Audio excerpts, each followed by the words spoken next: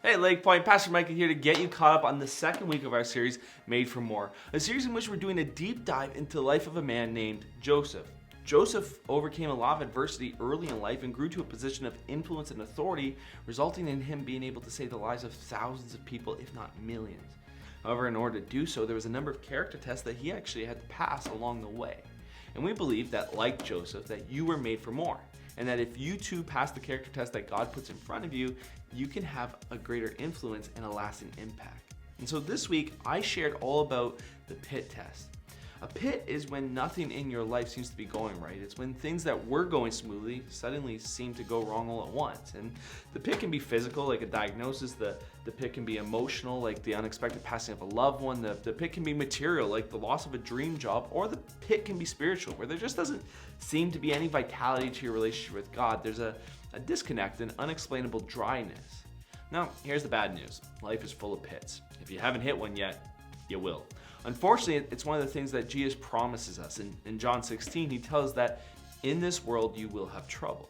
The reality is that we live on the other side of the Garden of Eden debacle. We live in a world that has been unhinged from all that God originally had in mind. And because of that, we all face pain and suffering at some point in our life. And so we talked all about what to do when you come face to face with a pit. With the idea being that you would pass the test and get the most out of the worst moments of your life. Or rather, that God would get the most out of the worst moments of your life, because pits not only reveal your character, they're also one of the ways God grows your character. Now, prior to looking at the story of Joseph, I actually highlighted the 5 major worldviews that exist on pain and suffering. So let's recap them quickly. The first is the Hindu worldview, and you probably know it as karma. And the basic idea is that you get what you deserve and you deserve what you get. Or put another way, what goes around comes around. The idea is that hardship is the byproduct of your own bad decisions, and if you're Hindu, it's not only the bad decisions in this life, but the bad decisions of your former life. And so karma is the first worldview, and it's increasingly popular. The second worldview is another one that originated in the East, and it's the Buddhist worldview. We called it Zen. And the basic idea here is that all pain and suffering are the byproducts of desire. And so the theory, at least in the teachings of Buddha, is that if you eliminate desire, if that's even possible, then you by default eliminate suffering. And once again, this worldview is becoming more and more popular in our Western world. Now, the third worldview is one that originates largely in Islamic teaching, and we'll call it fate. It's the basic idea that everything that happens because it's your fate, it's your destiny, good or bad, it is the will of Allah. Essentially, your pain is the will of God, and there's no way around it. It's not that God allows you to experience pain, it's the belief that He actively causes it. Now, the fourth worldview on pain and suffering is what I'll affectionately refer to as Star Wars. The technical name for this one is Zoroastrianism. Good luck spelling it. The basic idea of this worldview is that the world is a cosmic battlefield between the equal and opposite forces of good and evil, light and dark, and you always need a balance or an equilibrium in the force in the cosmos. So pain and suffering are the byproduct of a war that is literally happening across our universe. Now, what's interesting is that these first 4 worldviews all see pain and suffering as a normal and necessary part of the human experience. If you're a Hindu or a Buddhist or a Muslim or a Jedi Knight, then you expect pain to come. It's not a surprise, it's not a shock to you. Not only that, but all 4 of these worldviews, they create space for pain and suffering to be a good thing, because at the bare minimum, pain and suffering develop your character. But here's the thing. Most of you watching this are not Hindu or Buddhist or Muslim or Obi-Wan Kenobi. Most of you, including me, fall into a 5th worldview, and that is what I'll call Western. And the Western worldview is very different from all the others. It's based on the idea of naturalism, which is not only a science, it's also a philosophy of life. It's the idea that human beings and the world itself developed without the help of God. It's the idea that everything around you is the byproduct of chance. It is a glorious accident. Everything that you see and touch and taste and feel and experience has no creator. There is no meaning. There is no purpose behind pain or suffering. It just is. And this is the worldview that we grew up with and most of us were educated into, whether we realized it or not. And because of our worldview, when we find ourselves in a pit, we're just at a loss. We don't know how to deal. Whenever we find ourselves in a pit, because we view the pit as pointless, we rarely get introspective or create space for God to speak to us or to change us. That's essentially because of our worldview. The vast majority of us do everything in our power to avoid taking the pit test, even when we're in the thick of a pit test. Now, before we get to the kind of biblical perspective on pain and suffering in pits, first, let's advance the story of Joseph.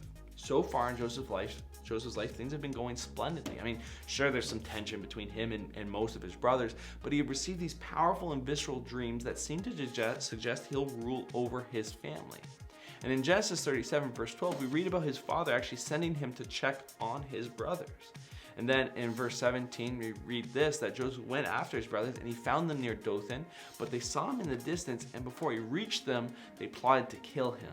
Here comes that dreamer, they said to each other. Come now, let's kill him and throw him into one of these cisterns and say that a ferocious animal devoured him.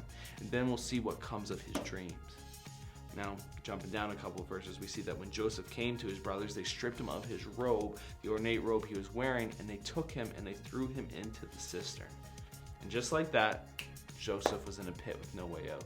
His brothers would go on to sell him into slavery, and they would bring back Joseph's robe ripped up and dipped in animal blood as evidence to their father that something bad had happened. Now, here's the thing, and we see this in the story of Joseph.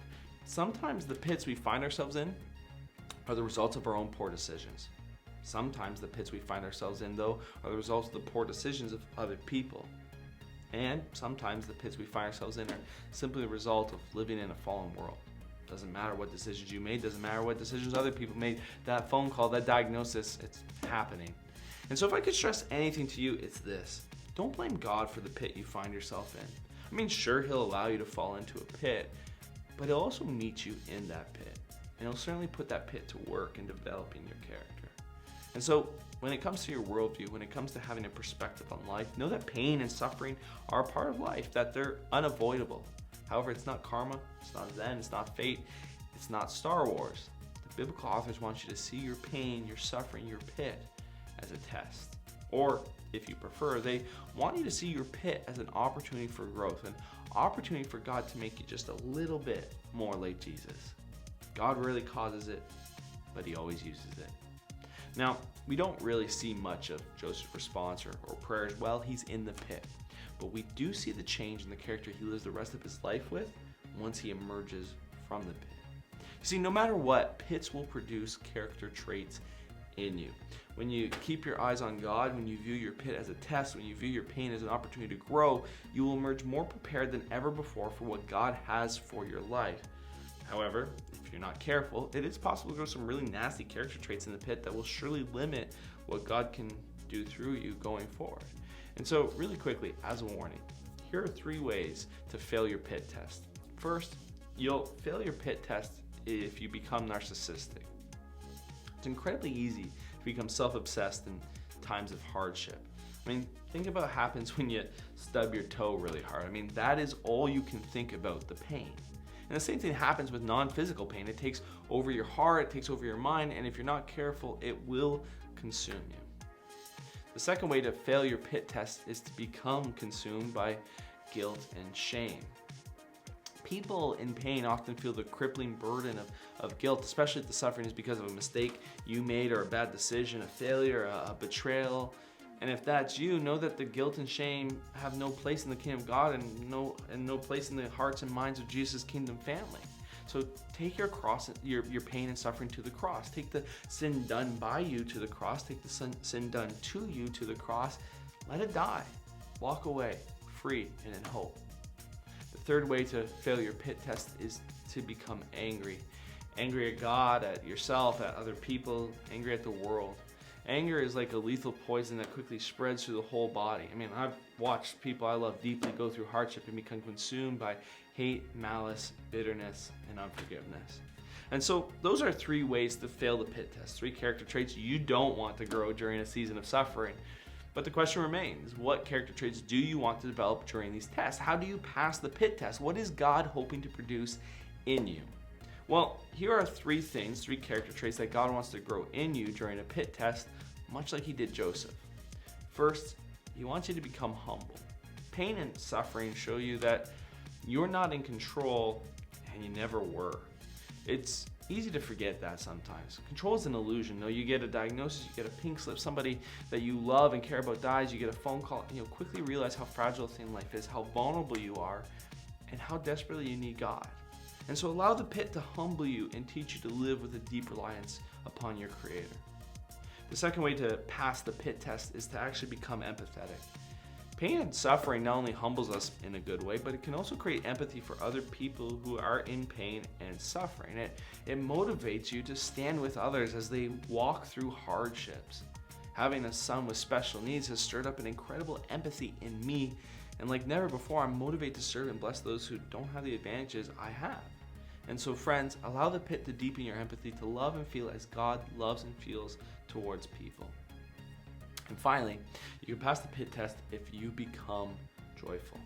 What can happen in suffering, if you let it, is there's this ironic twist. And it's not usually at first, usually takes a little while, but we start to celebrate the simple pleasures of life. You wake up with a roof over your head, a cup of coffee in the morning, a sunny day, a conversation with a good friend, playing fetch with your dog, whatever. And ironically, the pit often creates this deep sense of gratitude to God, and it wakes us up to the reality that's been staring us in the face all along, but that we've been oblivious to, and that reality being that all of life, everything good and beautiful and true in our existence is all grace. It's all grace. And so friends, I hope you pass your pit test, or whenever you find yourself in one, you do. And so thanks for listening. Enjoy jumping into discussion questions. I'll see you next time, and remember, you were made for more.